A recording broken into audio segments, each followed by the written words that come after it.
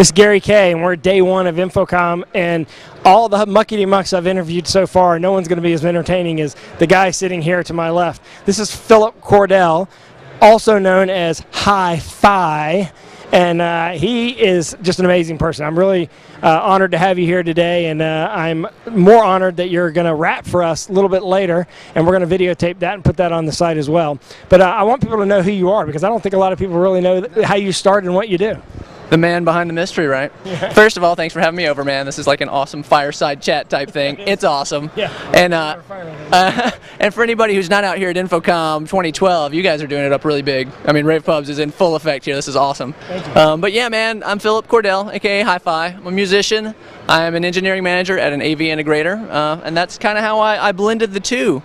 You know, I've got a tune called The AV Professional, kind of spells out in the beginning how all that started. Trying to make music, gotta pay bills, what are you gonna do? Gonna pay bills and make music, right? And it's funny because the music that I'm making about my day job has been the most successful thing I've ever done. Yeah. So it's a trip how that works, you know? Yeah. Keeping the dream alive. So if you want to watch his first, and it's amazing, first rap, especially if you're in the AV industry, which all of you are, you've got to see this because he raps about Extron and Crestron and crimping BNC connectors and CNC strip. I mean, everything that has to do with AV he's rapping about, and you wouldn't think that you could make a rap about stuff as boring as BNC connectors, but you figured out how to do it. Go to YouTube and do a search on the AV Professional. The AV Professional, and you'll find Philip Cordell. Now, but you work out of Nashville, Tennessee? I am. I'm in Nashville. Love it. If you haven't been, please come out. I'll show you a good time. It's a great place to be, seriously. Actually, Nashville's a great town. But now, you were recently promoted. So instead of just designing systems, now you're in charge of all the guys that are supposed to design systems, right? Right. Well, I used to be out in the field pulling cable, moved up into kind of project management, Crestron programming, and now, as my close friends say, that kind of work under me, but used to work with me. Now I'm up in my ivory tower, jaded, you know, looking down on the world, and it's a trip, man. I mean, it's just really cool to see the different ways that our industry works. You know, I mean, there's so much that goes into a successful job, and, you know, whether it be a large job or a small job, to see that go from bid and, you know, all the submittals and all that stuff to seeing it through 6 months, a year later. It's really cool. Well, have you had a chance to walk around the show floor yet? I have. I've hopped around a little bit, met up with some of our reps. They're showing us some cool stuff, and yeah, man, it's going to be a great year. So, can you give me two products or two booths that they need to go to that if they're not here, or if they're not even able to come to the show, they can watch our videos on those products and booths? Absolutely, man. I'm going to say we had a rep take us by a booth that I'd never heard of, and I'm always kind of wary about new stuff. You know, you want tried and true, but at the same time, if you see a cool product, then you want to give it a shot. You probably know about this already, but I saw like 1,000-foot HDMI over fiber optic cables over at COVID. Yeah. And you know, I don't know if it works, but if it does, that's pretty cool. Yep. You know, that's a pretty cool innovation. And then also they had some HDMI cables that you could terminate in the field. Had not seen that. Haven't played with that. Don't know if it's going to work or not. But if it does, that's pretty cool. And then the other thing that I saw is really what I didn't see, and that's Extron. Oh, and it hurt. It hurt in here. It hurt in here. So we miss you, Extron. If you're considering coming back, we'd love to have you.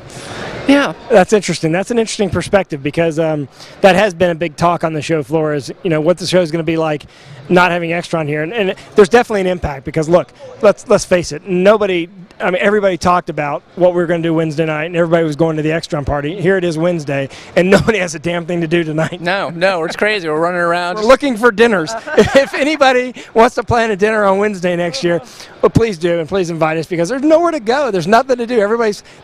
I've been invited to like 15 things tomorrow night, but nothing tonight. Wednesday, we're hungry and would prefer to not pay for our own dinners. Is that too much to ask at a trade show? I don't think so. You're going to have to break into your per diem. That's right, man. It hurts.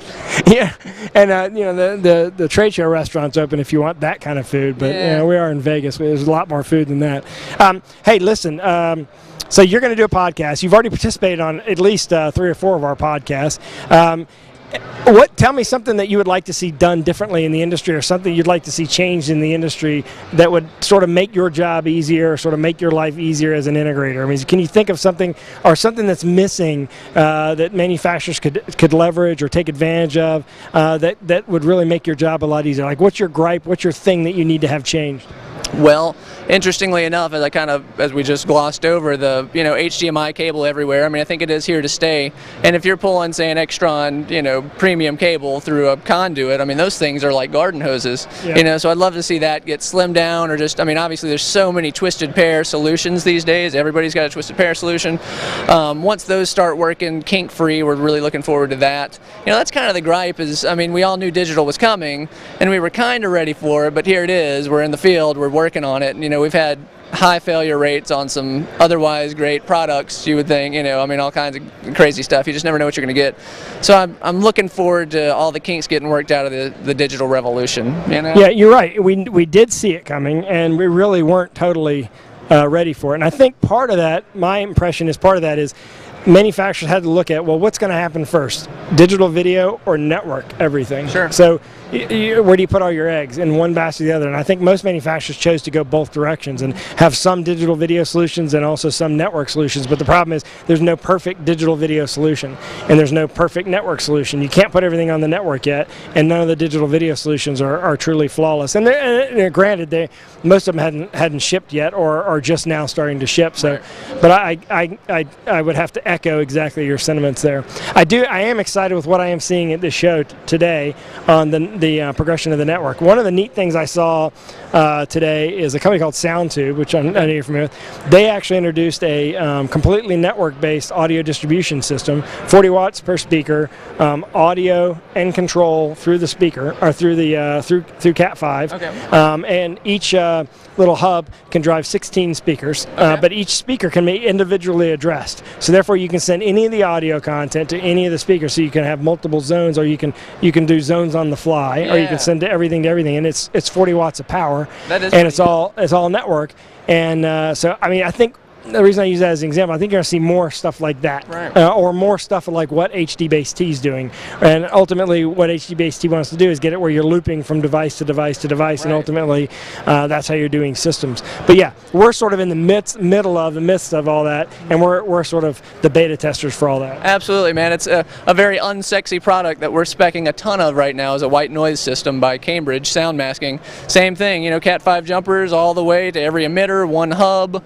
It's just so easy, and it beats hanging those, sorry Atlas, but those massive, speakers, up in the ceilings, and it's just so easy. Hole saw on the tile, and you're, pop it over, you're done. Two guys can do 100 of them in half a day. Right, and Atlas will emulate that, and they will come out with something. There's a company called Lincore. Okay. I don't know if you know who they are, but you got to check them out on the show floor. They do sound masking systems, so if you need a competitive product out there, they're a company to check out. But you're right, that's the way everything's going to be built in the future, and audio is ahead of video on that. But at the same time, video is a lot more complex. So I want you to check out, I want you to go to AV Professional. You have a website too, where you do a bunch of other little things. Tell them what that is. I've got a web show called the AV Workshop, just fun about AV. Basically we just play with AV stuff, man. I've got a new record that's going to be coming out. It's going to be the best CD ever released about AV, because it is the only EP ever released about AV, solely about AV. But seriously, so it'll definitely be the best. Definitely be the best. That's the cool thing about doing something that nobody else is doing, is you just start out up top. You don't have to move around. So really excited about that. When will that come out? That's going to be out, I'm thinking before CEDIA, definitely mid to late summer, and I've got a tune for just about, for, I'm not going to say every segment of our industry, but I've got some pretty cool tunes about different, different stuff that we do that we'll get, so I'm the word rave would sound really good in a rap. It would. So, if you have some space on that album, it might be worth mentioning that, hey, boom, gotta do what I gotta do. So, this is rave. And that's interesting. I've got one tune not yet finished. And it needs, and that word is, God, it's cheese, man. You guys might have just witnessed something really special come together right here. Right here. He's actually going to rap for us. So I want you to watch, check out his video, do a search on Hi-Fi, or do a search on Philip Cordell, or find the video, because we're gonna actually videotape him singing a rap about InfoComm in a couple of hours. So this is Gary Kayye signing off for day one at InfoComm, and Philip, thanks for joining us. It's an honor to have you here.